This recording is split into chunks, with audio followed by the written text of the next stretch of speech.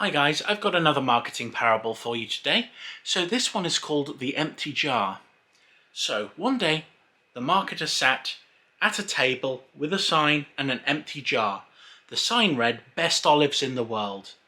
And people came and they looked at the sign and they saw that all of the olives were gone. They said, "Were they really the best olives in the world?" The marketer says, "Yes, they were. You're here, aren't you?"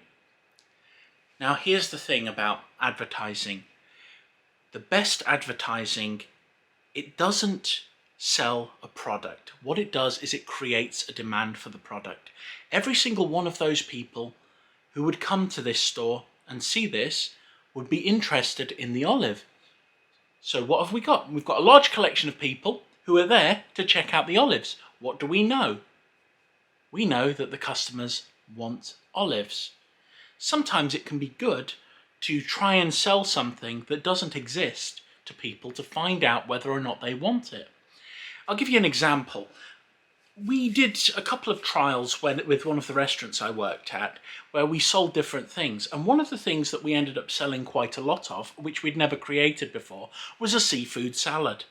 So we got together, we cooked it all up. It had loads and loads of different things in, pretty much everything that we had that was seafood, just a little bit of this, little bit of that everywhere, and it was absolutely delicious. Took loads of pictures of it, and I was the one that ate it, the one which we used for all the pictures, and that salad sold really, really well. We're still selling it now. So when it comes down to it, you can create the idea of a product that doesn't exist to find out whether or not people are interested in it. And it's a great thing to do before changing your menu.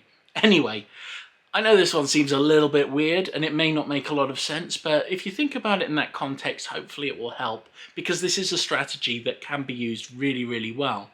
If you create an idea, a mystery, describes a product that you would like to sell and see if people are interested in it, you find that demand, that little niche that people want to see more of, and you go for it and try it out. That is a good way to sell. Anyway, I hope this has been helpful. You have a lovely day. Bye.